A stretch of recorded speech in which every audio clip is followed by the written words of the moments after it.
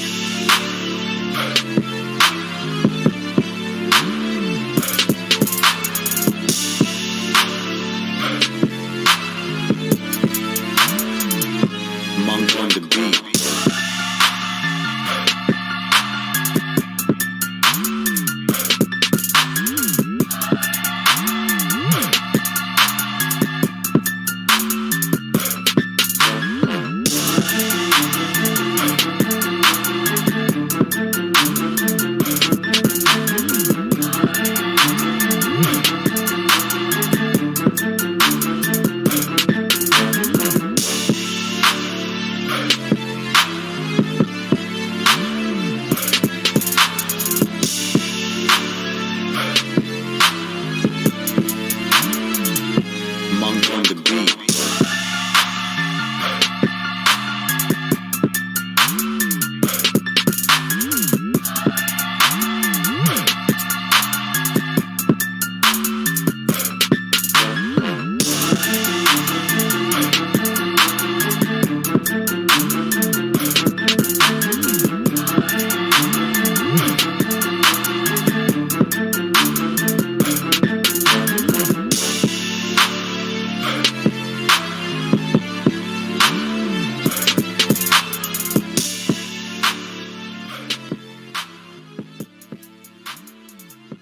Monk on the beat. Woo! What is up, YouTube? My Cowboys family here, bringing you guys the latest update on our very own Dallas Cowboys. And of course, as always, thank you so much for joining us here tonight. Take a second, hit like, subscribe, hit that notification bell, follow us on all social media at MyCowboysFamily, and hop in the Discord. Link for that's in the description box down below. All right, guys, we're back at it for another one here. Off-season official, unfortunately, after the Green Bay loss. Yeah. Embarrassment. And more embarrassment, I guess you can say. If you think about it, if you want to run it back, we might just be doing that with guys like McCarthy and Dan Quinn. We know McCarthy's on board. We got the thumbs up from Jerry Jones. We're going to hear about what exactly McCarthy said today at his end-of-the-season press conference, but also it also was, hey, what the hell am I still doing here press conference? We're going to talk about that. We're going to talk about the updates on Quinn. A couple other things. It's kind of a quickie tonight. We want to hear what you guys got to say and think about it. But before we get rolling into all the news, info, and updates, let's talk about who's rolling and repping the top of our boards here on the My Cowboys family side of things, baby. Who's got this thing, not just as a sponsor of the week, but as you see above there, the Cash App King. Who's the guy repping it, and why is he here? SnugX. Yeah. Thank you so much. I appreciate you, of course, for all your representation there. Yes. Not the only one representing you. Look up above. Marco Sepian's got fully loaded Stream Boss up above with 100 points. And thank you very much to Skeptical Fan. Yes. The membership gifting king. There we go. Yes. Sorry, I said it the wrong way. So thank you so much, Skeptical. Yeah, appreciate you for showing the love here Yeah, he to dropped the NCF family. 7 last week, and that was the big winner right there. So appreciate him. Now, you look at this week, there is no gifting leader. No one's gifted anything so far this week. Season's over. Everyone's down. They're like, I'm going to break on the gifting. So right now, gifting, nobody on that board.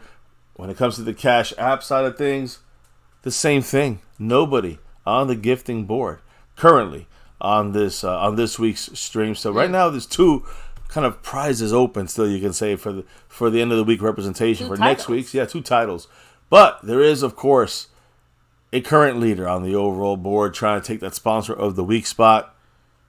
And it's none other than the man who's repping that Stream Boss, the man from Hawaii. Marco Sepian has got a lot to say about the Cowboys this offseason and making some great points. So appreciate him dropping the love on the overall board and trying to take over. You know, a lot of his drops are through the super chat. You got, of course, jumping in the membership side of things like Bobby Bottles, the Lunatic. Appreciate you guys jumping in the membership side. Back in, your monthly re-ups. Truly appreciate your love and support. I think We know the Lunatic is a star level guy, but we got Bobby Bottles, a silver level member. We got the Navy Blue Crew, the silver, the star, and the over everything level. Much love to you guys that jump in the membership. Anybody in the membership can gift memberships to other lucky family members in the chat. So appreciate that. One of the best ways of giving back the love here to the channel and to your family members here that are nightly in the chat, talking about the Cowboys with us. So appreciate that side of things. And of course, the thanks button, another way of helping the channel. There's 4 ways you jump on, not just the overall board, but the Cash App King side of things. And there's 4 ways to kind of jump in on that side of things. Of course, you have the Cash App money sign MyCowboysFamily. You have the Venmo at my-cowboys-family. Yeah. The regular PayPal link. And last but not least, that Streamlabs link lets your comment show up on screen just like a super chat. Yeah, of course. On the nightly, we shout out those in the top shelf level memberships, like the star level and the over everything level. One of the special perks amongst others there for them. So thank you very much to Skeptical Fan, Jason Renfro, Lincoln Kane, Mary Alvarez, Andy Potts, Marissa Sparkle, Dwayne Broussard, and the Lunatic. Yes, who by the way, the Lunatic just had a fantastic 4 jersey raffle. I think we heard back from 3 out of the 4 people. We just need Stephanie Willis, if I'm not mistaken, to please give us the jersey, the player, the size, the style, and where to send it. We could get the order in and get it set to send out. It's going to be either like really quickly, or it's going to be like a month and a half. That's what it comes down to on Stephanie Willis. So hopefully she gets back to us sooner than later in the next day or 2. So again, if you do, where do they send the info to? Whether it could be DM'd through Twitter, it could be sent to email, which is MyCowboysFamily at gmail.com. Yep. So or hit us up on Discord. Yeah. Discord's another good way. So yes, a lot of different ways to hit it up here and get us the info. So again, congrats to the 4 winners. And also, I want to say Seabass, who's not in the over everything level right now, but was in it last month, had to kind of do some other stuff behind the scenes. Let's put it that way.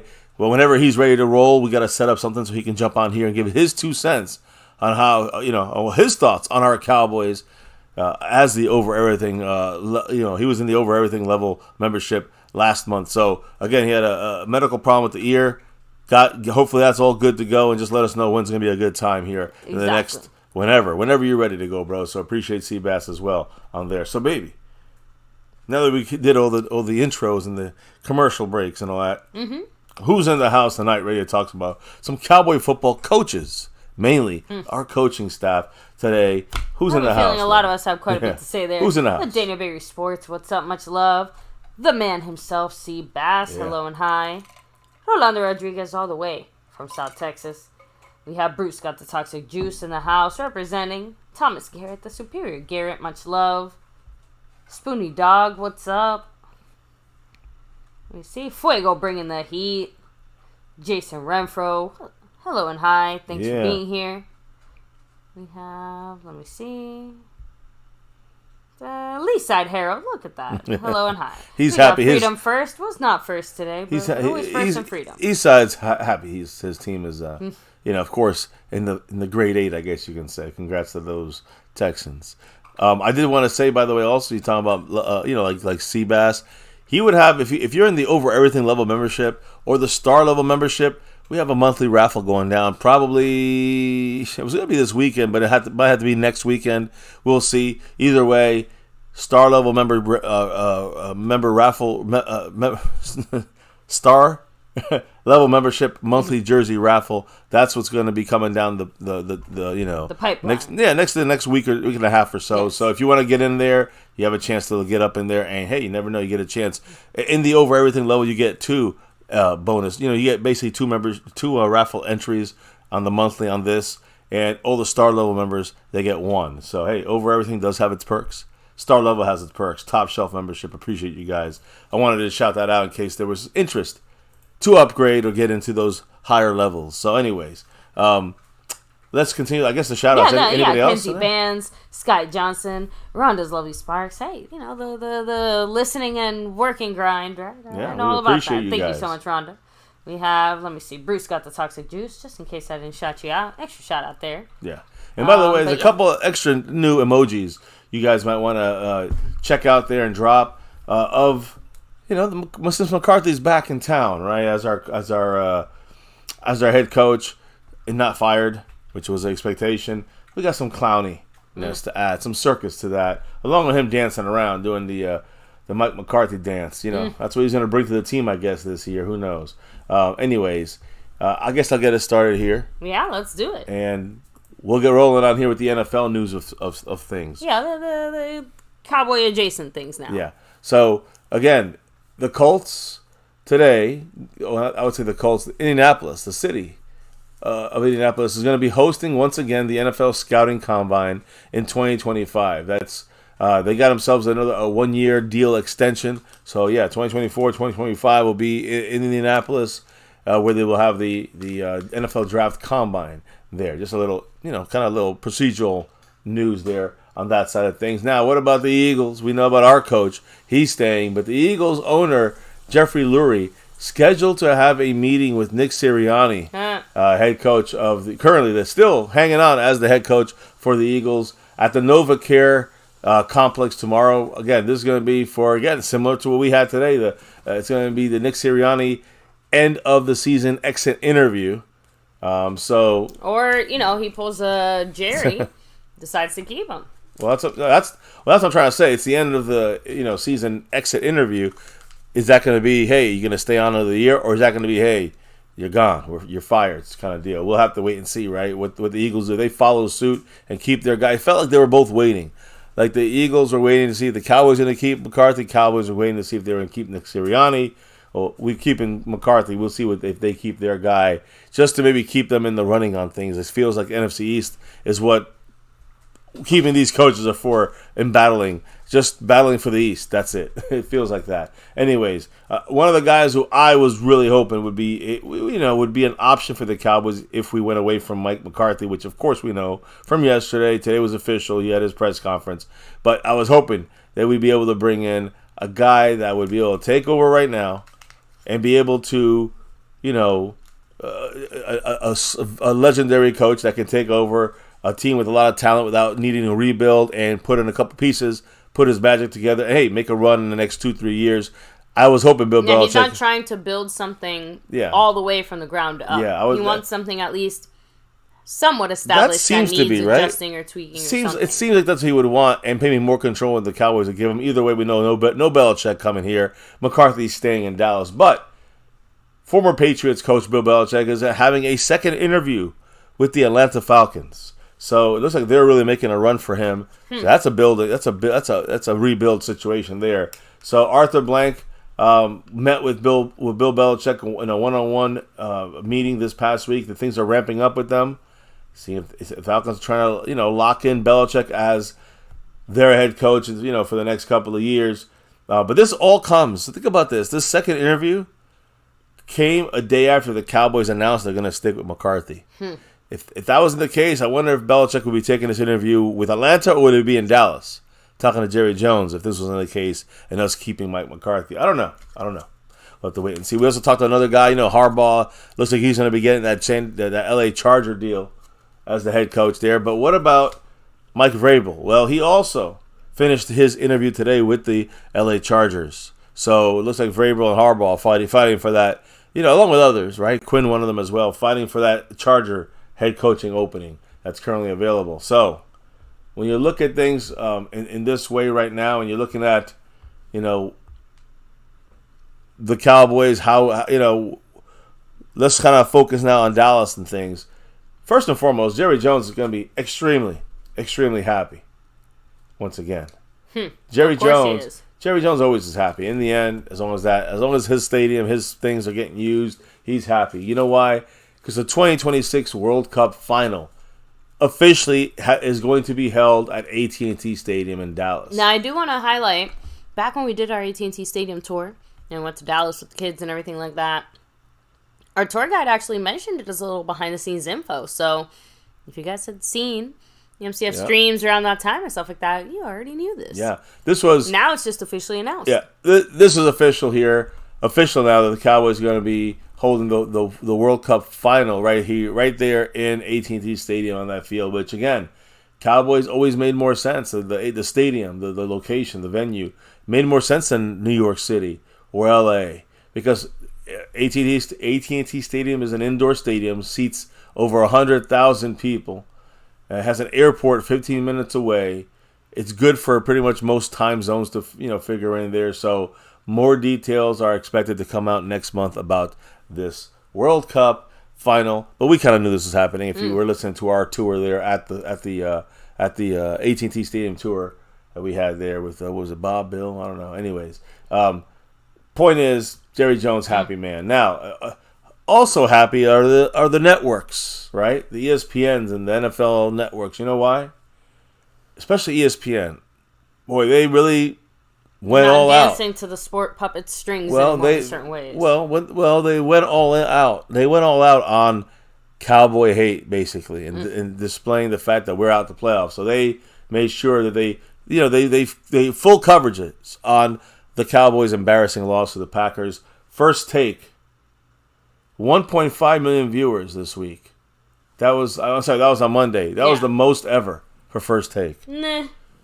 Get Up got 979,000 viewers. That's the most ever. NFL Live, 937,000 viewers. It's the second most ever for NFL Live. The Pat McAfee Show, 811,000 viewers, TV viewers. That is also the most ever. All because the Dallas Cowboys lost to the Green Bay Packers in the wild card round.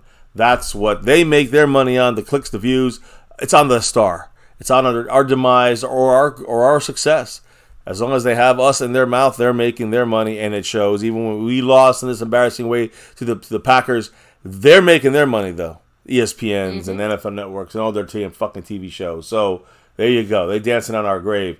Again, as we move on from that misery, I do want to kind of turn the page and I guess kind of look forward to a couple of, I don't want to say speed bumps, but a couple of just little notes and thoughts when it comes to the fact that there's a lot of good, you talk about what we're going to draft. I think offensive, and I'm not going to get into the drafting thing right now, but I'm always throwing a little tidbit here and there. A lot of good offensive tackles in this draft. So when you look at trying to replace someone like a Tyron Smith or get a backup in there, if you're going to use Tyler Smith at guard, then you want to maybe look at someone here in this draft here in the first round even as a left tackle possibility for the Cowboys. A lot of good offensive tackles in the draft. All the teams that were, having issues on the offensive line this year, there's not a lot of good talent in the NFL right now on the offensive line. There's a lot of guys out there you can go grab. Jordan Morgan from Arizona. This guy is going to probably be hurt a lot more throughout the draft process. I don't know if the Cowboys will get him, but there's going to be a lot of offensive tackles around in this, that are really highly touted. Yeah. In the draft. Yeah, Boozilla said lots of good offensive tackles. What about a lot of good linebackers? Well, trust me, we'll get to that here in just we're not breaking all that down yet. It'll be pieces and bits in here, but as we get closer, right now it's just too fresh. Prince Jackson in the house, dropping that, what is that, 5 on it, I think? Yes, it is. Huge Much shout love, out to Prince. Appreciate you. Thank you. And you know what they said? What did Prince say? All the championship Cowboy teams ran the bleeping ball. I hear you. But I also know that times have kind of changed a little bit to more of a pass-first kind of offense. And the running back situation, we know what's going on with the running back situation, right? It's kind of like being split up now. There's no workhorse kind of guy, cowbell guy. So, you're gonna have a couple of different running backs. It's not as important. You see McCarthy style is pass first. But I agree. You have to have at least some kind of, I'm not saying I don't mind the throw first mindset, the throw heavy thing. I just want to see when we run the ball, a more efficient running game. That's my issue. When we ran, we were not very efficient. We got better as the year went on. We were not efficient enough. We never got to that goal, and that's what McCarthy kind of talks about today. So, or earlier today. So yeah, that's an issue that we had, but I don't think it's an issue that we have to run more. It's just an issue we have to be more efficient when we ran the ball in this style of offense. So let me add you to the list, brother. Appreciate you, Mr. Prince Jackson, in the house. A couple quick comments maybe before we keep it rolling here. Of course. Now Monroe good at cracking me up saying Dallas is going to draft another tight end. Let me see here. Fuego, what's up? Much love. And yeah, so we'll touch on the Pro Bowl stuff here in a little bit. I promise we'll do it before. Well, we already hit the Pro Bowl stuff up. But you talking about... No. About us? So then I'll just read the comment. No, about us going to the Pro Bowl or hitting the Pro Bowl up? That is a possibility. We got to kind of work out the schedule, but no, just let me read the comment. He said, listen, get your tickets for the Pro Bowl. They're starting at $50 on up to $500. It's in Orlando, Florida. Bring your jerseys, cards, memorabilia to get them signed, and take video to show it's authentic. Yeah, that's a good point. I never thought about that. So, I mean, we taking video, like, to show it's authentic, like they're actually signing it. Oh no, I know. We actually always do that when we have our guys. When we have. I mean, yeah, I know you always record. It's more that I never thought about. Yeah, it for the authenticity. I thought of it more as like to prove it. Yeah, cool factor. Here he is, not a I'm just scribbling on this helmet trying to pass it's for both. Yeah, it's for both. But yeah, I hear you. Now I don't know if we're gonna go to the game now, but they do have the practices that we may be able to drive into an hour into near Orlando, so we can get get involved in the Pro Bowl practices and things that they do have. I just don't know how they're gonna do it this year with only having a flag football game on Sunday or whenever they have that game. Agree. It sucks that our Cowboys will be there, unfortunately. Anyways, we'll see what happens when it comes to that. Now, of course, that's the Pro Bowl. We got the Super Bowl. We got the draft. And like I said, a lot of good offensive tackles in this draft.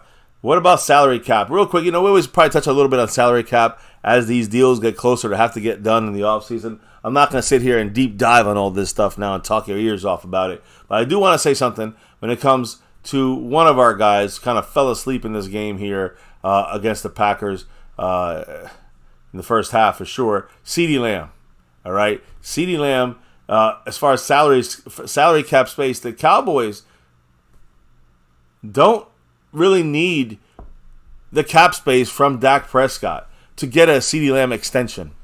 And what I mean by that is that CeeDee Lamb's cap number right now, I think right now it'd be like $19 million a year or something like this, or $18 million a year. It would probably, if we gave him an extension, it would go from $18 million a year, which right now it's a year only. It's because it's 1 year, because it's the 5th-year extension option we took out. $18 million, right? That would go to like $7.29 million. So it would actually open up $10 million if we gave the extension to CeeDee Lamb. So that is what it kind of, it always happens like that. Like if you give Dak an extension, of course, it would also open up some space for the Cowboy cap this year and next year. But eventually it would be something we have to catch up on that cap, and we would have, going to have to hit up, $80 million in the future with no Dak Prescott if we push it that way. But when it comes to CeeDee Lamb, it's a different situation because right now it's $18 million on the books.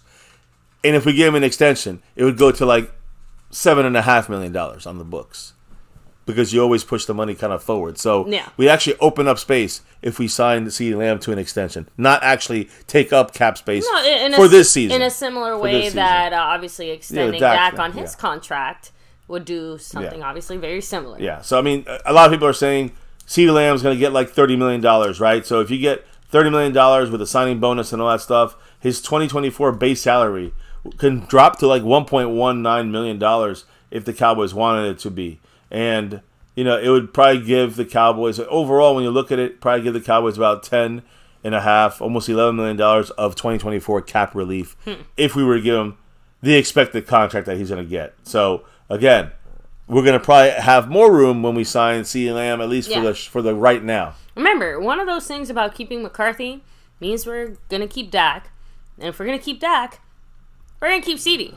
Like, there's no way, you know what I mean? Like it would be, even if we weren't keeping Dak, it'd be fucking stupid for us not to keep CeeDee Lamb. That'd be idiotic. I don't disagree with that statement. I'm just talking about the fact that, it's... Some of these guys are definitely package deals. To me, Dak and CD, that connection has been established too well to move on from either player at this moment in that sense. That's all. And CD's definitely staying here longer. The reason I say that is more that Dak will probably be the one gone first. Extended. Yeah. Well, but I see. Here's the thing, though. I don't think there's a correlation, though. That's where I disagree. I think the correlation is Dak and McCarthy more than it is CeeDee Lamb and Dak Prescott. I already mentioned, if McCarthy's staying, or if Dak's staying, obviously McCarthy. Remember, he connected those two things are connected, and that's, Dak and CeeDee are connected. Well, they are connected, but not in the same. They're connected. I get it, baby. Okay. But I just don't think at all the Cowboys are going to keep CeeDee Lamb here after Dak is gone. is my point. You know what I mean? So that's at least that's my feeling. That CeeDee Lamb is a number one receiver, and again, for a team, any quarterback would be very much helped with having a CeeDee Lamb on the team, even if it's not Dak Prescott. You know what I mean? BB13 saying Dak extension is happening 100%, and no question about it. Yep. I mean, that's the probability, right? And you're saying 100%. Obviously, there's a chance it won't happen, but if it doesn't happen, I mean, we owe like $80 million in 2 years. So obviously, an extension brings everything down to like a manageable $35 million for the next bunch of years, and then $80 million later on down the line, where it's going to cost anyways, but it'll open up space now. The CeeDee Lamb, giving him an extension opens up $10 million, $11 million. Not saying the Cowboys going to use that money, but I'm just saying you don't need a Dak restructure or extension. You can make the CeeDee Lamb deal without there's no excuse. The front office might say we don't have the pie. That's bullshit, because we get more pie this year if we give CeeDee Lamb an extension. Same thing with Micah. Well, Micah Parsons is different. He would be a guy we'd add to it because he's on his rookie deal, and an extension for him would be something that he's not on the books for. He'd be on the books for for $5 million, and he's going to be getting $35 million. Like someone like Micah Parsons. If the Cowboys sign him right now, we could wait another year or two before signing Micah Parsons if the Cowboys wanted to. So don't think that's a definite thing that Micah gets a deal this year.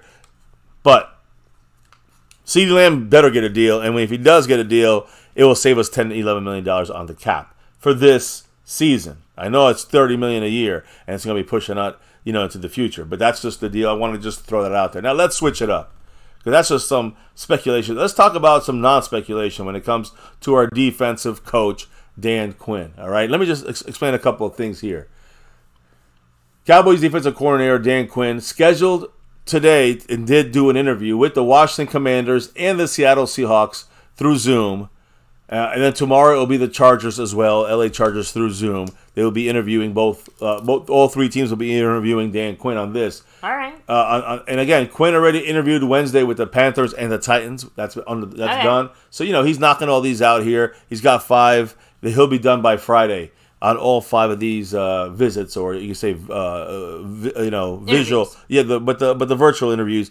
These teams can interview him in person next week officially, and if they do that, it's even closer to maybe finalizing a head coaching job for Dan Quinn. But again, will these teams go after him as badly as they were before? Listen to this, guys. The Cowboys surrendered a franchise playoff record 42 points. All right, we never allowed in the postseason 42 points by any of our defenses in our history. All right, eliminated by the Packers and failed to create a takeaway or a sack for the first time all year. It was in this game against the most important game of the year, and we couldn't get a takeaway or a sack of this defense. In 3 seasons, our defense depends on those more than anything else, like those bigger splash plays or those turnovers, those sacks. Like, that's the lifeblood of this defense. That's why our defense was as effective as it was throughout the season. We got neither in this game against the Packers that bounced us.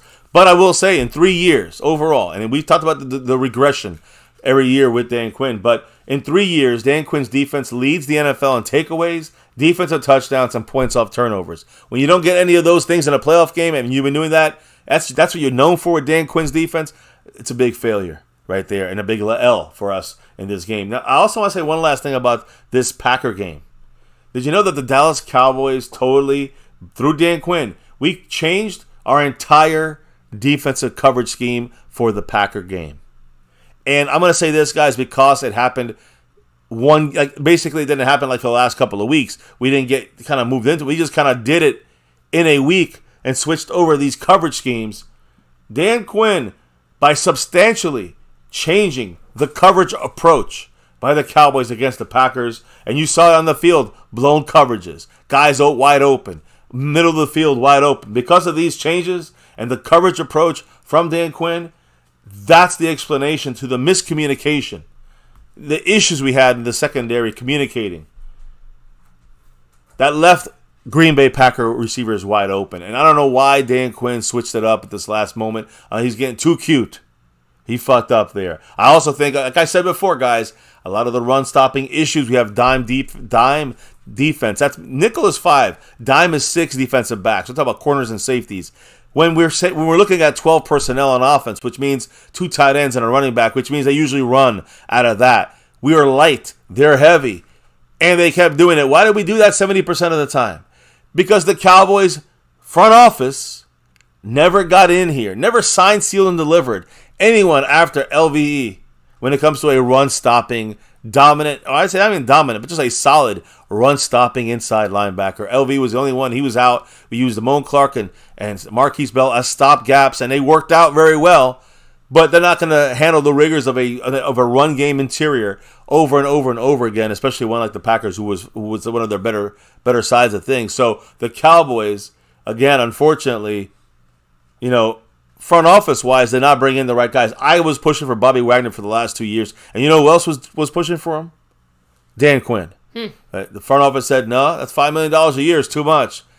And now you see what happens, right? We got LVE, and when he's out, we got no one. I'm sorry, guys. Rashawn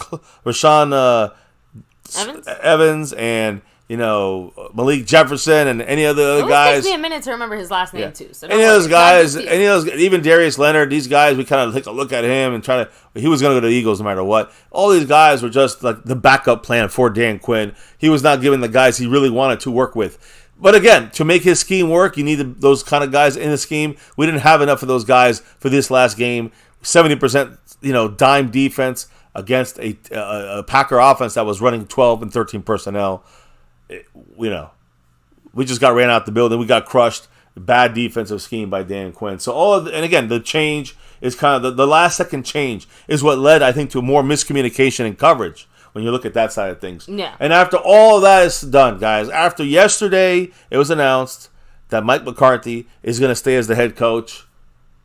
Now we're hearing that Dan Quinn is going to return to the Dallas Cowboys as our defensive coordinator if he is not hired or accept a job as a head coach in the NFL somewhere else. There it is. So, are we running it all back? The gang's all here, guys. Again, according to reports from ESPN's Ed Werder and others, the Cowboys plan on bringing back defensive coordinator Dan Quinn as long as he doesn't land a head coaching job somewhere else. He's completed 2 of his 5, now I think 4 of his 5 interviews right now with his 5 teams. Tomorrow's the final interview tomorrow. But again, Quinn has been, of course, as we know, with the Cowboys, a crucial part of our defensive success over the last 3 years. The last year has been a drop-off overall. And this process of him going to different teams to check out if he's going to be a coach somewhere else has been every offseason. It's been like this for Dan Quinn, hasn't it? I mean, he's every offseason he's gone to multiple teams and looked to see if he may be testing the water, and then gets paid another big chunk of money from Jerry Jones to stay in Dallas another year. This time, the biggest chance for him to return as a head coach would be the Seattle Seahawks, which interviewed him today, right? And like we kind of mentioned before this news had come out, right? You have to imagine that a few teams around the league are looking at Quinn like, man, maybe you did lose a little bit of your sparkle, because that, I'm just saying, like, that defensive performance there in the playoffs, it sticks in people's minds. Not something, you don't want to hear Dan Quinn change the entire defense in a week when it comes to coverage scheme.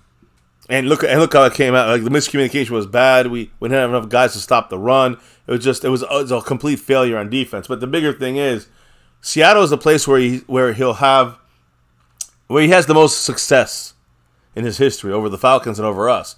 Even though he has success with both teams, Seattle's where he made his name, right? So that seems to be the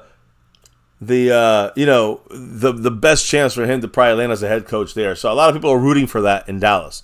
Go get a head coach job there, and you're not. Now we have to, and we have to start over as our defensive coordinator. Find someone out there, right? Like Joe Witt Jr. We talked about some options yesterday, but now that's changing. It seems like, again, if the Seahawks don't take him in, I don't know if anybody else is going to take him in as a head coach, which means he will. If no one takes him as a head coach, he's not announced as a head coach in the next couple of days. He may be announced as he's staying in Dallas to resume his defensive coordinator position with the Cowboys. And that, to me, sounds like what would be that's his fallback option if he doesn't take a head coaching job somewhere else. What do you think about this, baby? I really hope Seattle wants him. I have to admit, I am trying to figure out, because like I had said before, I thought McCarthy maybe use Dan Quinn as the scapegoat type of situation to kind of plead his case, make his argument, but we're keeping him. So, I don't know. It just is very confusing because it basically feels like you guys did something very, very bad. And then that's it. Like there's no, there seems like there's no consequences for the very embarrassing public loss we just had. It's like, I mean, nobody lost their job. Everyone gets to just stay here. You know, what exactly happened then? Are we going to just see pretty much the same thing we just saw this past season? I mean, you know, a lot of these things, is when we hear from McCarthy, got to still figure out who's staying, who's going, which free agents are we going to re-sign that are leaving the Cowboys, you know, on our own team. Which ones are we going to which few can we bring in from other teams? It's not going to be any big names like you guys want out there. No. It's going to be our guys or a couple little, you know, mid-level tier guys we're going to, you know, worth the risk on kind of guys. You know how this goes with the Joneses. So what are some of the people saying in the chat, baby, about this situation?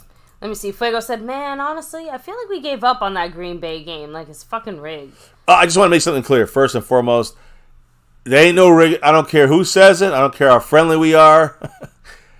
You're a dumbass if you think this thing is rigged. I'm not saying this about Fuego. I'm saying I know other people out there thinking that this shit's rigged. It's rigged only because you want it to be rigged. It's because it gives you an answer, a reason why the Cowboys lost, or a reason why you think there's a script. Guys, that's just fucking stupid. Be honest. Come on, guys. There is no rigging. There is no script. There is none of that. Nothing's in play.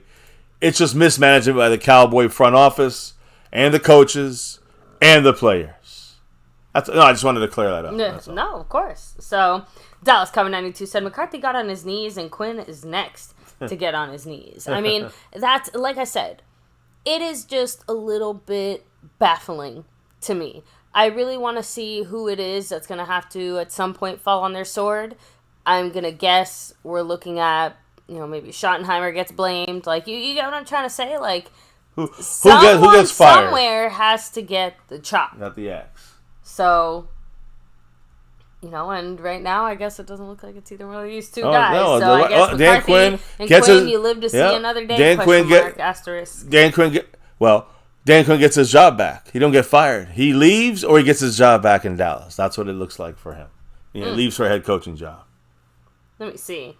Bruce saying, I honestly think Quinn was mentally already in Seattle while we're coaching this game. It feels like it, right? If he did, that might cost him.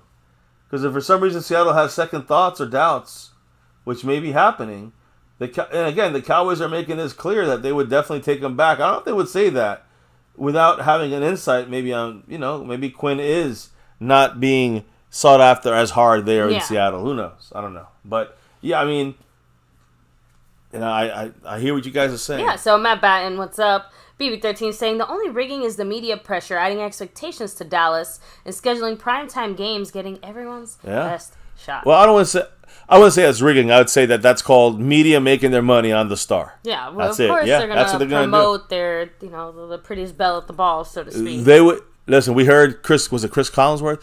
They would and Troy Aikman, they would play the Cowboys every Monday night game on the primetime national television every week if they could. Because that brings in all the viewers, the money, and et cetera, et cetera. Whether you love the Cowboys or you hate the Cowboys, they hate us because they ain't us. Although right now, I don't know about that. The point is, everyone's watching the Cowboys, whether because you hate us or you love us. So, Pioneer said, "Trust in Quinn in Seattle, please." Right? That would be great. So, Dano said, "Just a sad week." Yeah, not a very good. 81 saying, O-line coach definitely needs to go. Well, we'll see. That's going to be on Mike McCarthy's side of things. And listen, Mike McCarthy spoke today, and we're going to get to that in a minute here. I mean, you know, my picture here on as my thumbnail, that's McCarthy today, right there from the press conference shot. So again, don't have the press conference photographs other than that one, but we'll give you the McCarthy bubble picture here as we always do. When we talk about this here in a minute. So I think we got everything out the way. There was outside of the Dan Quinn talk, which again, it's still on the outside. We'll know more on Dan Quinn in the next couple of days. He has one more interview, I think. Is it the Washington Commanders tomorrow? And then he'll be officially, through all 5 of his interviews and will either take more interviews or will say, I want to stay in Dallas. Either way, tomorrow's his last set of interviews, and we'll see what goes on from there. But let's go talk about the guy who spoke today. The only guy that spoke today, and that is, of course, the big bubble. Mr. Mike McCarthy. And Mike McCarthy, I do want to say before I say what he spoke about, Dan Orlovsky, who we're not big fans of at all. Dan Orlovsky, who's a Cowboy hater and all that stuff, he said keeping Mike McCarthy was the wrong decision for the Cowboys. He said, quote, Jerry Jones, please stop talking about Super Bowls. You really aren't chasing Super Bowls. You're chasing comfort, end quote. And I'm telling you, when it comes to this comment and Jerry Jones, I agree. Jerry Jones is looking for being right, looking like he's calm and everything is good to go. We're going to run it back with the guys that just went 12-5 and then lost 3 years in a row, basically, and almost in there. We've won one game in 3 years after going 12-5 and setting ourselves up for 2 home games in the wild card round. We lost both of them. The only game we won was on the road against Tampa. Then we lost the following week in San Francisco. So, again, Jerry Jones, he's looking for comfort. I agree with that, and I don't agree with Dan Orlovsky very often. Also, Adam Scheffler, interesting comment he said about looking for other coaches. Because again, did the Cowboys search for anybody? Did they have anybody else in mind in this after the loss? Yeah, they're the same way that they say, we did our due diligence, but then they never even sent an offer to guys or things like that. Adam Scheffler on how the Cowboys reached a decision to keep Mike McCarthy. Adam Scheffler said, quote, to the best of my abilities, I don't believe Jerry Jones reached out to these other coaches out there and tested the waters. I think he was deciding on what to do with Mike McCarthy singularly, and he made the decision that his team was better off with him. So, I mean, any thoughts about that? Because, I mean, again, of course he feels that way because he swears up, down, and sideways that he has unfinished business here and that, he's here to win Super Bowls and all that stuff. But I'm sorry. I think the unfinished business should have been left unfinished in your case. Well, yeah, that's okay. Right. But, it's more about Jerry Jones not even reaching out to other coaches to even explore other options. It was always been, from the beginning, even when we lost embarrassingly to the Packers, it was still going to be, it's Jerry Jones saying, I'm finding a way of keeping Mike McCarthy here, even if Belichick or Harbaugh or others are out there and around to be able to upgrade this team in any way. And again, if I Jerry gotta had already had his mind made up, that's what I'm trying to say. Before the game, had even been played or anything, I mean, guys, again, Jerry absolutely, I don't want to say fell for it, but what happened during the regular season was impactful enough that you're right. It clearly in Jerry's mind, the regular season stuff alone was enough for him to say, nope, I'm riding with this train for the rest of the ride. Well, under contract, yes, but also the fact in my mind is, by this comment by Adam Scheffler, is that the Joneses were not interested in replacing McCarthy, no matter what happened. They didn't expect to lose against the Packers, but there was always going to be a spin. And the spin is, we believe in Mike McCarthy. Keeping this together is best for the team right now. We all heard what Jerry was saying. Yeah. The last 2-3 weeks leading up to this.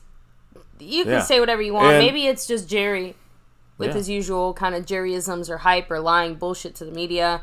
But that definitely did not sound like a man who had, supposedly had 100% his mind made up, because he certainly seemed to be implying that McCarthy had to do more than, get his ass kicked in the playoffs by Green Bay. If we remember specifically, maybe a couple of weeks ago, Jerry Jones would not commit to McCarthy. He said, it depends on what happens in the playoffs. Now, I can't believe this is good enough to what happens in the playoffs that he would want to keep McCarthy, but this is exactly what he did.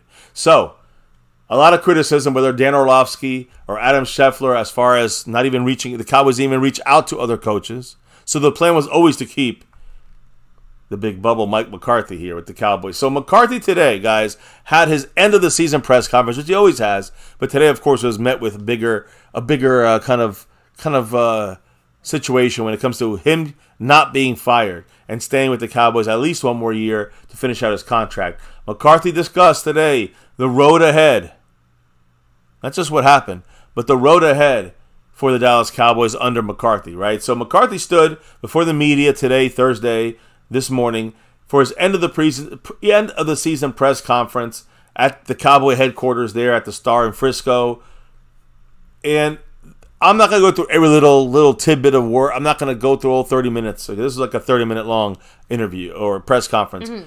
But the most significant stuff, we're going to discuss it right now. And then that's the end of the show, guys. So get your last comments, your last thoughts, drops of love. If you want to get on the board, you want to get your voice heard, or we'll dive deep on your question. If you drop a super chat or a cash app, appreciate everybody who's still rolling here, repping that Star for everything. The true fans come out when the time's the toughest. Now, let's start it off here. The Mike McCarthy conversation with Jerry Jones himself. This was kind of the, one of the things in the background. What happened? Like, how did Jerry Jones come to the decision to keep Mike McCarthy? And on Wednesday, Jerry Jones, remember, this was yesterday when we knew that it was officially reported that we're going to keep him and he was going to stay as a coach. But Jerry Jones had a nice long statement. I'm not going to reread it, but I'm going to touch on one part of it. When he said in the statement, quote, "I believe this team is very close and very capable of achieving our ultimate goal. And the best step forward for us will be with Mike McCarthy as our head coach." That was Jerry Jones' statement yesterday after it was announced that Mike McCarthy was going to stay at least one more year. Today at the press conference, a lot of things were asked. But let's start with that as one of the big points here. McCarthy was asked about his meeting with Jerry Jones, and he said it went for nearly 3 hours. It was a 3-hour conversation he had with Jerry Jones following all the player exit interviews. Okay. But we'll go back on the interviews later. Jerry Jones and Mike McCarthy, they spoke about the disappointment of how the Cowboys season ended on this Sunday in the wild card round against the freaking Packers at home. McCarthy said that the meeting eventually was only with him and Jerry Jones. It was a one-on-one. Okay. Which he said it's always more helpful. Which means I wonder what happens when Stephen Jones is around, or when Will McClay's around, when it got the Jerry Jones guys, and then it's Mike McCarthy. It's probably a lot more difficult to get your point across. I maybe feel when like those guys maybe are there, part of right? it too, though, is just the way that Jerry is. You know what I In a mean? Like when one-on-one there's other scenario. people around, maybe he's like just one of those people that's always on. Yeah. So that's the you're right. impression I Good get point. from Jerry. Like even in front of Steven, it's like, I don't know. Good point. I mean, but whatever it is, this is a one-on-one, just McCarthy and Jerry Jones. All right, and McCarthy said that he was in the moment leading up to the conversation, did not worry about anything other than his family, saying that he is confident in himself as a man and as a coach. So that was just a general kind of layout, a paraphrasing. What did he actually say, baby, in detail when it comes to McCarthy? And, the conversation, information portion of things when it comes to what he and Jerry Jones spoke about for nearly 3 hours. The best meetings I have with Jerry are one-on-one. They're super productive. He's an awesome boss, but he's an even better leader.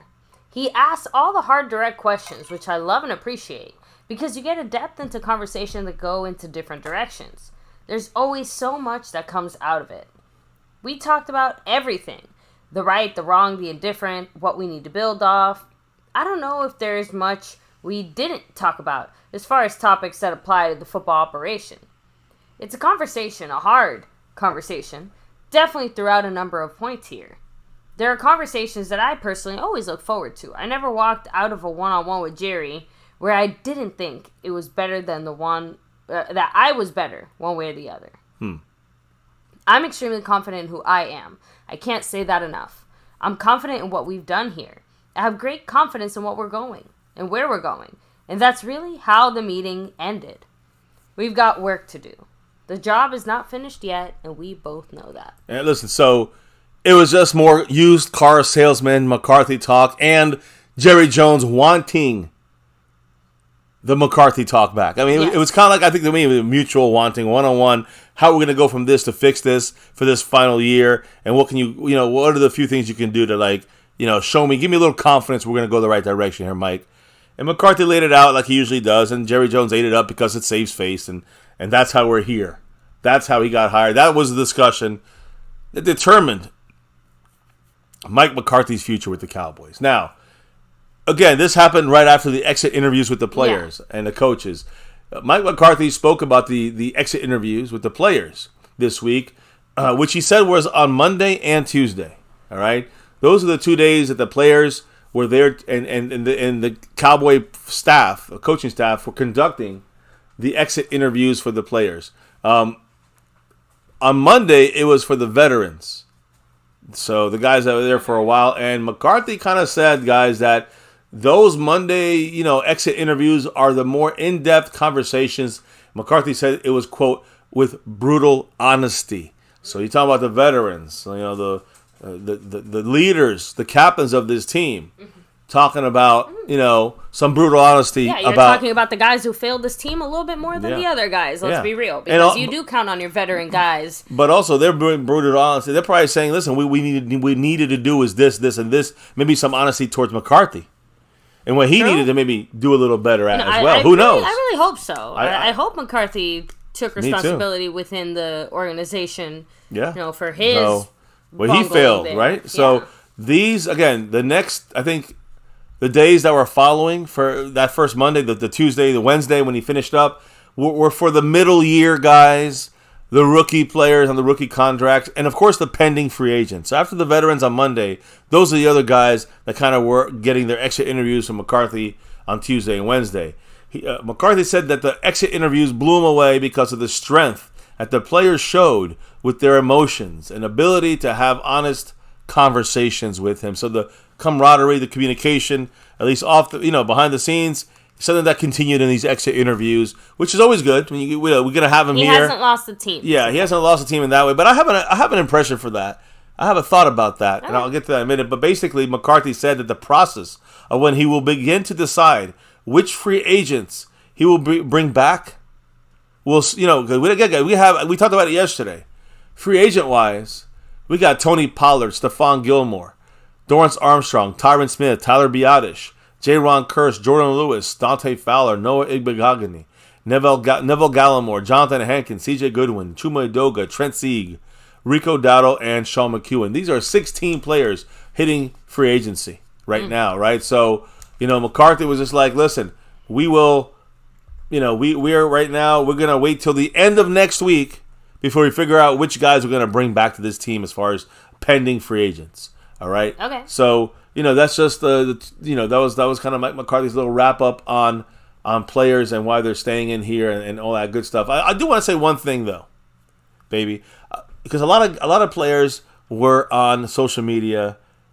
A lot of players were interviewed. Yeah. What was the general thought process from the players that were talking with about this topic about Mike McCarthy? What was the player general thought process? I mean, the players are, absolutely on Team McCarthy.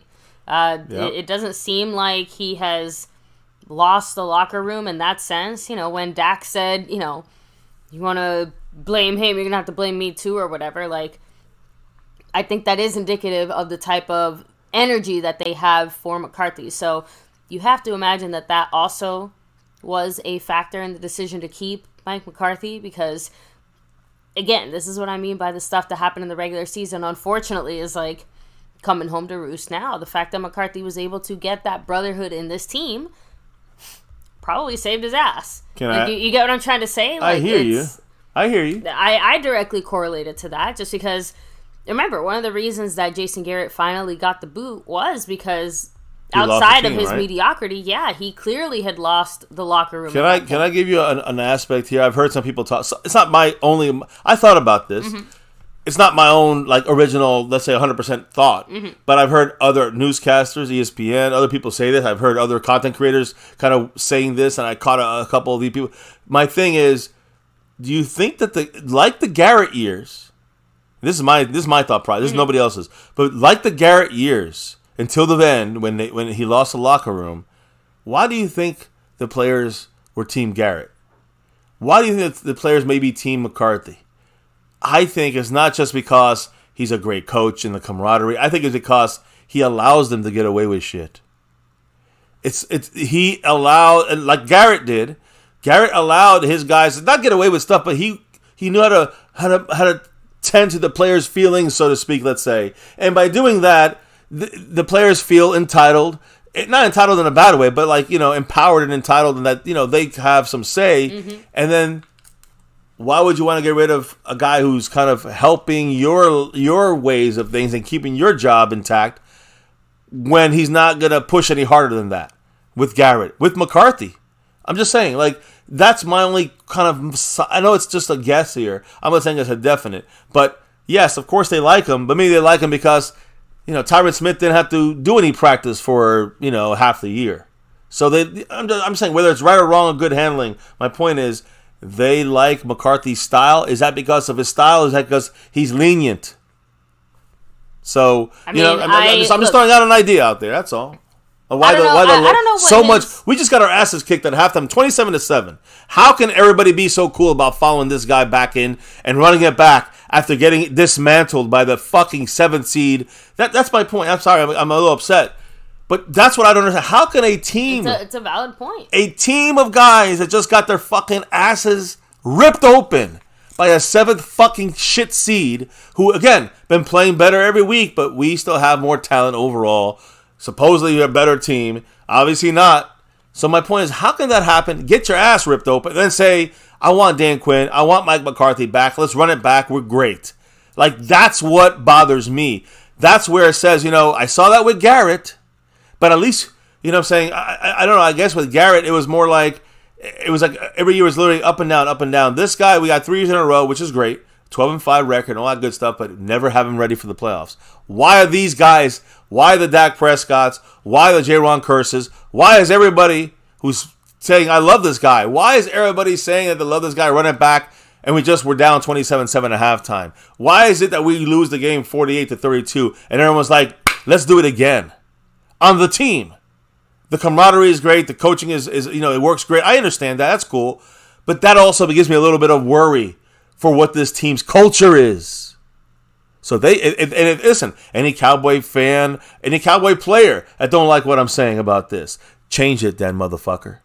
Change it. Stop going on podcasts and talking shit and how the media bitches at you, and then you lose 48-32 as a team, Micah Parsons. Don't go out there and say, we're going to try again next year, Dak Prescott, after every year saying the same fucking shit. I know that's all you can say, but it's the same shit. So it's what I'm trying to say is this: if the players are accepting the mediocre coaching, all right, there's some help, there's some good stuff. I'm not saying it's all bad, but they're accepting a 27-7 halftime ass whipping, accepting a 48-32 ass crumbling. If they accept this, how can they proudly say, let's back that again? Is it because he's just soft on them? Is it because he's just their friend, not their coach? You got Jimmy Johnson in there. You know what he used to do? Asthma field. You can't run this fucking sprint. Get the fuck off my field. Go to the pussy field and die over there. I'm not saying you can do that now. Some of these guys are throwing up on the sideline. You know what? It's harsh. You can't do that anymore. But there's other ways you can still inspire guys with tough language and no bullshit, not being their fucking friends. And that's the culture we got. Everyone's friendly. Garrett was friendly. Wade Phillips was friendly. Everyone's friendly. Parcells said, I'm getting out of here because he's not friendly. So, and Jimmy Johnson left because guess what? He ain't friendly either. So it's friendly bullshit for the brand and the stars bullshit. And now we're stuck with McCarthy again, kissing up to the fucking Jerry Jones ass clown and the brand that they're selling. I'm sorry. Am I ranting here? I'll stop. Hey, it is well earned and well deserved, I have to admit here, yeah, especially considering all the things that our front office has been doing here, right? SD420 saying it's always next year. I'm fucking sick of next year. I'm telling you. And again, I hope I'm not upsetting anybody. I'm just ranting, so any thoughts about my rant, let me know. But again, I think that this is fair, a fair question to ask. All these questions are fair to ask when we're having these kind of mismanaged, undisciplined, and unready teams for when it matters most in the playoffs.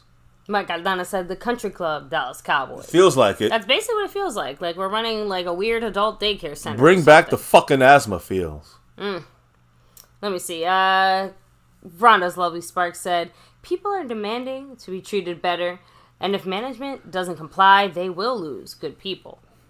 Oh, yeah, if you're going to be with kid gloves with these players and these coaches, then you know what it starts from, though? It starts with the front office, though. We know the front office, they do commercials. It's all glitz and glam, and that translates down. It lets the coaches become a little lenient, the players become lenient. It's a party, and we fucking shit the bed. It's just ugly. It was ugly with Garrett, ugly with Wade Phillips. It was ugly with everyone but Parcells and Jimmy Johnson under the Jerry Jones years. Of course, before that, it was only Tom Landry.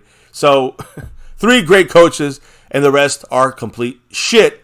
And McCarthy's is probably our 4th best coach in our history, currently right now. The way Dak Prescott's statistically our 3rd best quarterback in our history. Not the proudest moments of 3rd place and 4th place in our history right now. Let's be honest about it, right? Of course. So, anyways. Yeah, sorry, I know you I'll get back on track. I'm sorry. I'll get back on track. I apologize. But McCarthy also spoke about his belief in Dak Prescott. McCarthy said in his exit interview with Dak Prescott that there was a continuation of conversations since they spent so much time together and spoke a lot during the season. And, I'm sorry. So again, the connection for McCarthy and Dak, with no question, has grown a lot. And I do think that's a good thing for the team. Dak and McCarthy both see the growth opportunities that are present for this offense going forward. So a little good there, I guess you can say, right? Overall, McCarthy was firm in stating that he does feel that Dak Prescott is part of the solution with the Cowboys moving forward, not part of the problem. Of course, what he's going to say, but I understand what he's saying, that Dak is, when you have a top 10 quarterback, and sometimes plays MVP, has an MVP season like this year, players, opponents or whatever it may be or not. My point is, when you have a player like that, they just don't grow on trees, guys. So he's part of the solution, not part of the problem when it comes to Dak Prescott. Although he had a shitty game in a shitty planned, game by McCarthy and dumb mistakes by Dak Prescott. Anyways, point is this. McCarthy believes Dak's the solution going forward. Part of that goes into play since, again, they had only 1 year of working together as, not just head coach, but as play caller and quarterback. You know what I mean? Dak is going to head into his 9th season, and a contract extension right now is lingering over everyone's heads for the next couple of months, for the next half year, let's be honest, till June, as this current deal right now is going to be taking a massive hit on the cap, about $59 million plus on the cap this year for Dak Prescott. But he don't mess around with the contracts, does McCarthy. But he does have incredible, trust and belief in Dak Prescott. What did McCarthy say about this? I have unbelievable belief in Dak. I think he clearly has another step. I think this offense has suited him well. It's a system built around making the quarterback successful. The growth opportunity that we both see for the future is something that we are excited about. A big part of the conversation was the disappointment. We talked about it and the particulars of the game and things that went wrong and how he can improve it. I believe in Dak Prescott. I think he's clearly the answer. He's part of the solution moving forward. I think as difficult at this time is right now, we can work through this emotional period that we're in. We'll continue to build off of what he brings to the table. Yeah, so, again, as we expect, a lot of positivity from McCarthy to Dak there. So, again, finishing up here, guys, there's going to be changes ahead. That is inevitable. We know this is coming, right? Coaches did their end of their season evaluations, which McCarthy, again, this was also not just the players, but the coaches, right? Yeah. McCarthy did these on Wednesday night, and those conversations are going to continue Thursday. And, they continue today and into Friday probably. But McCarthy acknowledged that, that this is the time frame here, the time of the year when other opportunities could come up for coaches on his current staff, whether it's Dan Quinn that leaves and takes Joe Witt Jr. and others with him. I know Mike. Remember, guys, Mike. In the few days before the infamous game, now, he kind of made a little offhand joke that some people really didn't like, where he basically said, like, "Oh shit, this might be Quinn's last year here, and if he's gone, I'm gone too." Well, he'll take me. Yeah, a lot of people did not. Well, he didn't say that. He said he's going to take me where he's going. He's going to take me to where. I might go where he's going, or he might take me where where he's going to go next. But when it comes to Dan Quinn, McCarthy was asked about Dan Quinn, and McCarthy said that Dan Quinn is as a defensive coordinator, is, quote, a highly valued member of the Cowboys coaching staff, and it will do things daily, with his situation. So again, Not only is there a possibility for the coaching staff to change, but also, as we said earlier, player personnel. Players are going to be changing here too. So he said a lot. McCarthy said about how about 25% of the roster will change in the offseason. And that's a typical amount a team usually cannot retain with free agency. So when you lose the free agency, you have the rookies in there drafted, which we got to do better at. And the guys have to step up in those second years and third year contracts. Second year or third year in the league. So rookie contracts. So the point is, what was the plan, baby, for McCarthy here? Looking at the obvious changes and how they're going to kind of look at things when it comes to what are they going to use as catalysts to their changes. Specifically, I kind of just overview. What did he say specifically about this? He said, it's still raw right now. I'm still a little bit, right? No, I don't know what you're talking about. Did you say? No, I'm starting here at the fact that, going into season, final year of his contract, and all of this stuff. Just how is he feeling about it all? I thought we touched on that one already, but okay. No. He said, I've been asked this for 20 years. I've never talked about player contracts, coaching contracts, and I won't start today. But I'll say I'm very confident about where we are and moving forward. Yeah, and so you've seen some of the things that are not changing with him, right? Like the contract conversation. He's never going to talk contracts. When it comes to coaches, he's not going to talk about their contracts and their situations as well. But feels good about going forward with the guys they have on the team on their contract and the coaches they have on the contract, I'm assuming, including Dan Quinn. But then he spoke about some things that have to change or expected to change. Yeah, so that's where he said I'm still a little bit numb. My experience and my approach has always been, you're going to have changes. You're going to have adjustments. You're going to have emphasis. And we're just getting started. McCarthy also, as well, as far as how we ran the football. Not very good. Exactly, not very good. Ran the ball on offense and stopped the run on defense. So the run games in general, perplexing us, right?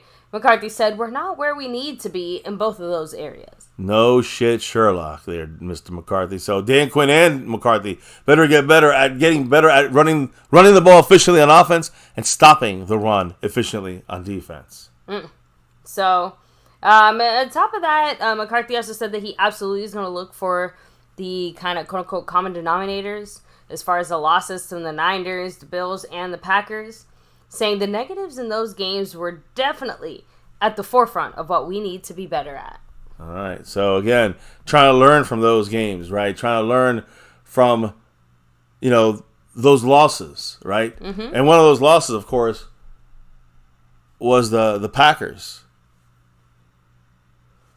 So, the loss of the Packers, I'm pretty sure he had said, made comments like, as a whole, he made a comment about the Packer loss specifically.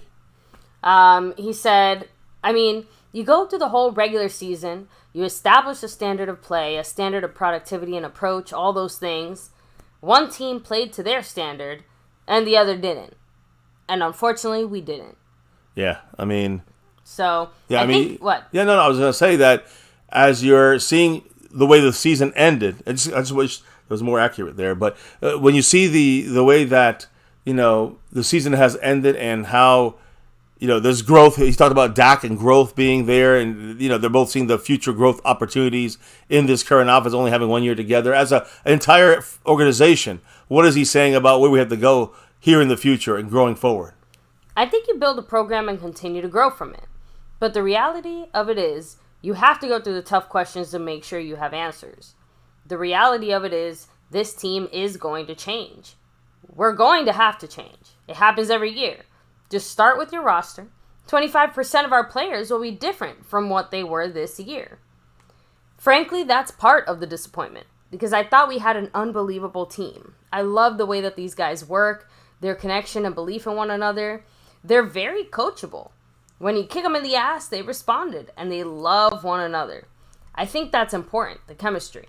So there's so many good things, but we clearly came up a lot shorter than anticipated. Yeah, and again, I think that he's right about the camaraderie, the love. They do care about each other. There is that in there. Kicking in the ass, get Jimmy Johnson in there, get his kicking in the ass style compared to your style. I guarantee you it's a whole different world. But, the times have changed. I will say, during the game, baby, wasn't there a very weird situation? I think fans wanted to know what happened. And we got a little more clarity here. But what happened with CeeDee Lamb in the game when he looked like he was confused, dumbfounded? He gave that 1,000-yard stare. Yeah, he looked on tranquilizer. I don't know. He had dropped passes. He ran bad routes. He cut them off. Got shoved to the ground. Guys, McCarthy actually, got. We were looking at. I look at the video. I see Michael Gallup. When he's released, he was listening to the whole conversation. He might say, like what went down, but we don't have to wait for that anymore, guys. It wasn't any big issue. McCarthy spoke about this today, and he said that his sideline talk with CeeDee Lamb, that where CeeDee was kind of looking a little like what's going on early in that Packer game, was about making a route adjustment based on coverage.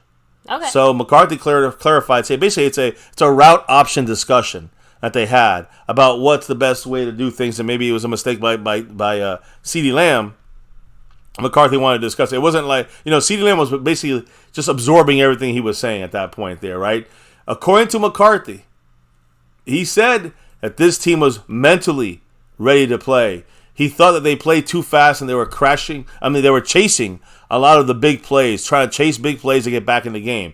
McCarthy said that, quote, "I believe our players were going too fast in this loss of the Packers. You can't chase big plays. There were a number of times that we were chasing big plays and it bit us in the ass." So, again, some of that chasing big plays, eyes open, all that, kind of like deer in the headlights look from CeeDee Lamb. A lot of that was just trying to do more than was on their plate to do more than they should do, and trying to go for the home run every single time instead of just taking what they were giving us. And that was a team mistake there as well by the players on the field. Now, this may be the most important part of the entire, Mike McCarthy press conference. And this is the end of our show here tonight, guys. So, baby, I want you to make sure you're accurate here. And we're good on what he exactly said when he was asked on why the Cowboy fans, us, should buy into him and his coaching staff and the players, but buy into him coming back in this final year of his 5-year contract in 2024. What did he say about that? We got to buy in? What did he say? What did he say about this? Because I believe in the direction, the leadership. Everything is in place. I'm not very comfortable talking about myself, but I came here to win a championship. I didn't come here to get another contract or anything other than that. I came to Dallas to win a world championship, and that's why I'm standing here. Buy into us. Again, here's what I'm going to say to that quick comment. I'm going to say a quick comment back. Earn it. 12-5 and getting bounced in the first round of playoffs or second round of playoffs, embarrassingly, whatever you want to call it, every year. That's not. The fans can't buy into that. That's bullshit. So I want to clarify that. Buy into him. Prove it for us. You haven't proven it yet, McCarthy. You've improved us, but you haven't proven we should buy into you and this coaching staff because we keep coming up short in the biggest games as a team. This undisciplined and unready. Anyways, that was the buy into us comment there. I'm sorry. McCarthy had a little bit more to say, though, saying we have an unbelievable fan base. They should be disappointed. Yep. We are responsible for what's going on in our program. I know it's disappointing to the fans, but we are in a position to learn and grow from this and learn, and build off of it. So as far as addressing us, the fans collectively, directly, he said, quote, "We have established a championship program. It's just not the world championship yet. We know how to win. We know how to train to win. We have the right people. I know how to win, and we will get over that threshold." He said, quote, "I know how to win. And we'll get over that threshold. We sure fucking better." Now, after 5 years at Green Bay and his 5th year, he won the Super Bowl. And he said he felt it was a similar trajectory with this team. I think we're a lot farther away, but maybe I'm wrong. Either way, that's the wrap-up, guys, on what McCarthy said in this. And you heard our views. You heard our thoughts on this already on McCarthy. There's nothing more I can say about this. I think maybe you kind of displayed your thoughts about this. Give us some of the final thoughts from the fans the family in the house. The people he was referring to there. I'm curious what everyone kind of thinks here about McCarthy, what he said, the overall situation. It's not a positive for us here at MCF for sure. And if you look at your, emojis over here, you'll see a lot of the clown emoji for a reason here when it comes to Mike McCarthy and the dancing Mike McCarthy. And so I'm going to put a couple of those out there. But you can see he's joining. He has now officially joined and is officially part of the circus, the clown show in Dallas. Anyways, hit him up, baby. Hit the comments for sure. Let us know what they're thinking about McCarthy's final words here. Now, Pioneer saying, remember, Aaron Rodgers said that McCarthy had zero to do with his success. That's kind of mean. Yeah, that's also part, a pretty typical Aaron Rodgers type of Yeah, comment, I'm sure it was not zero. That's all. We'll leave it at that. Let me see here. Mike Aldana said, just a bunch of words and nobody gives a shit. Hey, I'm waiting to see it. No more. I don't care if we're fucking 17-0 next year. I'm waiting to the playoffs. See what we do. I do not blame you in any way at all. Let me see. Matt Batten said, we just accepted losing either way. Oh. Feels like it. Mike Aldana said, no effort, then your ass doesn't belong on the Dallas Cowboys. Agree. And it seems like not just being the players, it's also the coaches. No one ready for this fucking game. Let me see here. No, just kind of rolling back. We kind of... What? Okay. No. Let me go ahead and keep reading some of the comments here. Mike Aldana saying, we've got a top 5 NFL schedule heading into next season, and we're bringing back this BS. Yeah, it's going to be... Hey, it's going to be rough. It's going to be a rough one. Get ready. Bobby Garrett said, question, why does Lamb sniff his arm after a reception? I think you mean his finger. Yeah, it's more like wiping his nose and pointing towards like a first down. I don't know. That's his first down kind of thing. Celebration. Yeah. Matt Batten said McCarthy is crowned. He's part of the problem. Hell yeah. Agree 100%. Matt, he said some people keep it real. We keep it real here. I hope you've been hearing my rants. Because I've been ranting since, obviously, during the game. You heard it if you watched us live. Afterwards, we gave our Monday rant wrap-up. And I haven't stopped since, they just keep making me want to rant. Today I'm ranting about McCarthy and his freaking, words that he just says. Like DeMarcus Lawrence's words that just come out. And even though he had a good year, it's all words. It's no action here, really. It's occasional action, occasional good play and good games. That's usually subpar teams. But there's no consistency, no real heart when it comes to getting in his games, getting ready, and cleaning shit up, being more disciplined. That comes from the coaches. And that comes from Mike McCarthy. We're going to have another undisciplined fucking season. Buckle up, buttercups. It's coming. And these Cowboy players, they love McCarthy because they let him just chill. McCarthy lets these guys get vet days every day, so they love this guy. There's no hard coaching going on here. I don't know. I'll stop ranting.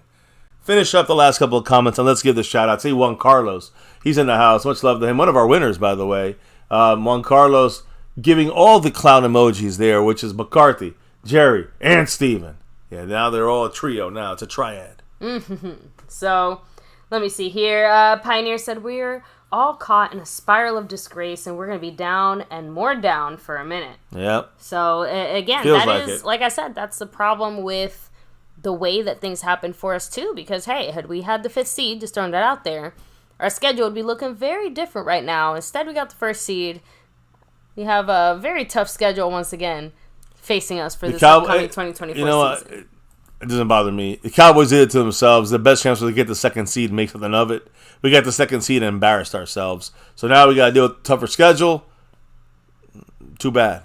Cowboys, you fought yourselves. Unfuck yourselves and beat the harder teams next year. Although those teams will probably suck next year, and everybody say we have an easy schedule. You know how that goes. We got to see how these teams are actually next year. Not coming off of only what they did this year, right? So, anyways, long time before we have to worry about that. Let me see. Jason Rumford said there needs to be some type of coach change, at least on the defensive side. Unless Dan Quinn. Scapegoat. Dan Quinn's going to get a job somewhere else. We're going to have a different coach on defense. But if Dan Quinn does not get a head coaching job, it's been announced, Jason. he will be back with the Cowboys as our defensive coordinator. So, let me see here. No, we kind of already said that. But the last final comment here, Matt Batten said, if we lose by 3 or 7 points, I could respect that. When we lose by a lot, I can't respect that. And again, we didn't just I know the final score wasn't even all that much, but we all know it was 27-0. We all know 27-7. Yeah, true. Yeah, we got lambasted, and that's an embarrassment. Embarrassment at halftime. At halftime, and it was a blowout before that. We got some garbage touchdowns and yards and points. Some people, I see some Cowboy content creators upset calling those last couple touchdowns kind of garbage points or garbage. I mean, we had a chance, I guess, at the end. Maybe Green Bay got a little bit nervous there, but for the most part, they already had to prevent defense for the whole fourth quarter. So it is what it is. That is what it is here at MCF, guys, on my Cowboys family. And just so you guys know, also, at halftime there was a rant, so to speak, by Jimmy Johnson in the studio on Fox, right? But it was not to the Cowboy locker room. I want to make sure we're on the same page there. Yeah, some people he was live. Remember, guys, he has a job during these games, so he was live. It was during the halftime, where they talked to the media people and the football people, and they asked them for their thoughts. And stuff. Back in the studio, Terry Bradshaw and others, Strahan. But they asked Jimmy Johnson, if you were in the locker room right now, what would you tell him? And then he did his little, his what he would say, get your asses going. He gave him the pep talk. But no Cowboy player was watching that, guys. It was not broadcast privately to the Cowboys. That was done for the TV, which is fine. But that's the way Jimmy Johnson would coach. Give him a real kick in the ass. McCarthy, probably like, come on, guys. We're going to get together. We're going to do better here, guys. Come on, guys. Kind of a real bit of a chubbier Jason Garrett. A little better, but also, but still a little Garrett-like. You know why? Because Jerry Jones cuts the nuts off of these coaches and then makes them, Jerry Jones puppets. So that's why these guys end up probably sounding like that all the time. Except for Jimmy Johnson, who eventually got his nuts cut and had to part ways with Jerry Jones himself. So anyways, we're done. I'm done talking about this. Yeah, we got our coach. An hour and 20 minutes. That's all we needed for this conversation tonight, guys. I do want to say big shout-outs to Bobby Bottles in the silver level membership, who's back in it, and Prince Jackson, the only one dropping a little love today with the 5 on it, taking Marco Sepien to 95 points on the Stream Boss. Also, today was a little bit about Quinn, a lot about the big bubble Mike McCarthy. No surprises, guys. We know Mike McCarthy, head coach for the Cowboys here in 2024, at least one more year. And that is with all bad things possibly could happen. All the bad things that could have happened when it comes to the playoffs. And every sign pointed to him being gone. Instead, he gets rewarded with another year as a Dallas Cowboy head coach. Only the fourth guy to make it into his 5th year as a Cowboy coach. There you go. But yeah, in Jerry Jones's I was gonna say if you look at Jerry's pattern though, again I'm still somehow a little bit surprised, but we really shouldn't be surprised. Let's give those final shout outs here. Batten, I agree with you, man. Jimmy Johnson would never accept that soft shit. No way. Prince Jackson, never bring back Lenahan. Much up, Jason Renfro here in the house. Yeah, we're not changes, that desperate. Yeah, not that no Lenahan, but yeah, we got to get some changes, but we don't know what they're going to be. They're not going to be the main guys unless Quinn goes to be head coach somewhere else, which right now is up in the air. Seattle's probably his best chance. Baby, hit up all the people's names, give the final shout outs, and let's ride out of here on a quicker MCF live stream. We have Matt Batten, Jason Renfro, of course, much love to you, Prince Jackson in the house. Let me see, Ruben 34, Lost in Translation. Yeah, Jimmy definitely still has it. He was like, man, if I was running this team. Chomping at the bit, I'm telling you. Bobby Garrett, much love to you as well. Rhonda's Lovely Sparks, take it easy. Jason Renfro, of course, in the house.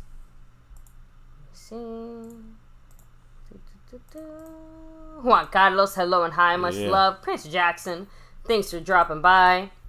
We have Dallas Cowboy 92, Jerry Jones, Pioneer. Jera. Just making sure I have all the stuff right here. No, I'm just trying to make sure I didn't miss anybody. Pioneer, Mike Aldana. I think I shouted you out already, but just in case, you got extra shout-outs then. Yeah, that's as far. Okay, so now it's officially as far back as I can go here. So SD420, thanks for coming through. Pierre Land, hello and hi. Take it easy. Let me see. Yeah, so again, at least on our side, I think that's everyone here. And guys, we can't say it enough.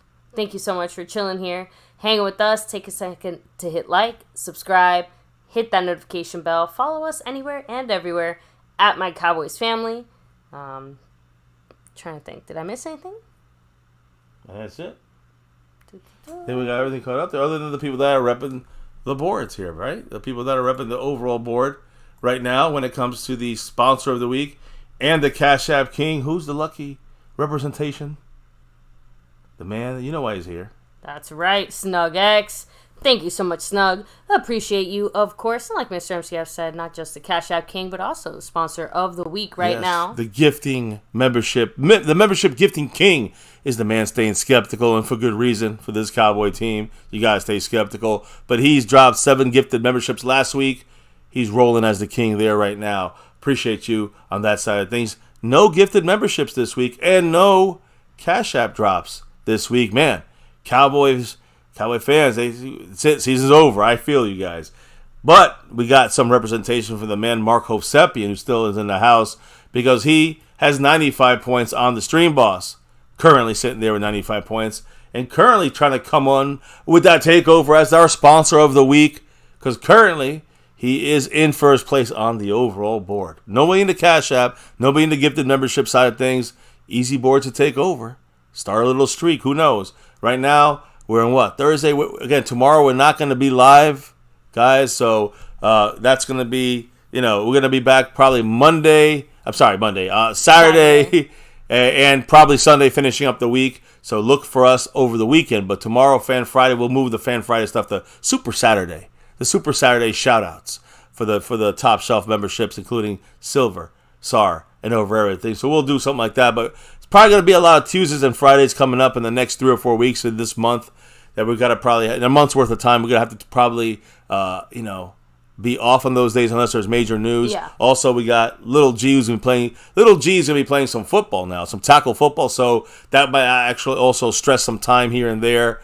But we'll be doing our thing here, repping that navy blue, silver, and star for everything on My Cowboys Family, as often as we always do, almost nightly, for 6+ years that we've been doing this on YouTube. So, baby, why don't you let them know why we do this thing here on My Cowboys Family every single day and night? It's that navy blue, that silver too, and that star over everything.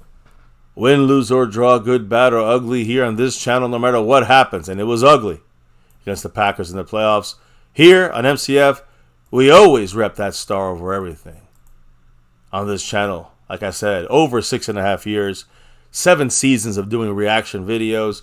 Guys, this little corner of YouTube, we're literally about 350 people away. About 300 people away from 30,000 family members, 30,000 subscribers on YouTube. Can't do this without you guys. Love and support in all these different ways. Dropping the knowledge, dropping the love, dropping the subscribing. I mean, truly, truly honored to have such a big family here. Big subscriber count, because you guys made it happen from the ground up. So thank you all for that. The OGs, the new Gs, all the Gs repping that star over everything here on My Cowboys Family. And of course, never forget the number one thing here, now, and forever. As always, go Cowboys! We got to get that 6 and beyond sooner than later. 2024, please. Can we do it? Can we do it in this upcoming season, since we're now in the off season? Thank you all for dropping the knowledge in the chat all night long. Appreciate you guys dropping the love from above. But baby, it is time to clock out and drop out of here for the night. Relock and reload for not a Fan Friday, but a Super Saturday shout out. And catch up on whatever we missed on Friday. We'll be hanging back here. Maybe a little celebration of, not celebration, but we'll figure something out. A little mourning, you can say, a little like a funeral party, I guess you can say, for our Cowboys for this season. Since our season's over, other football games, I ain't watching them too much, so we'll keep an eye on them, but it hurts to watch football right now, guys. So yes, before we can drop out, clock out, we're going to relock and reload for Saturday, and baby, tell everybody what we got to do before we drop out of here for the night. We got to drop the beat. Oh yeah, that beat's been dropped. It's a wrap right here on My Cowboys Family. Yes, it's a wrap because it's another Cowboys chat in the books. It was all about McCarthy's press conference. We talked about the CeeDee Lamb kind of glossy-eyed situation, talking about option routes. So it wasn't anything he was yelling or saying, hey, CeeDee Lamb, where are you at? Dan Quinn may be coming back, following suit. If he cannot get a head coaching job, it's a thumbs up from Jerry Jones. Dan Quinn back. McCarthy's officially back. Running it back? Not very happy for most of Cowboy fans. But hey, here, over everything, over all these players and coaches, over the history, it's always that star over everything. Never forget here in MCF, the navy, blue, silver, and star over everything. Here on this channel, here on My Cowboys Family, never forget the number one thing on My Cowboys Family. Much love to everyone in the house. Appreciate you all, even the haters.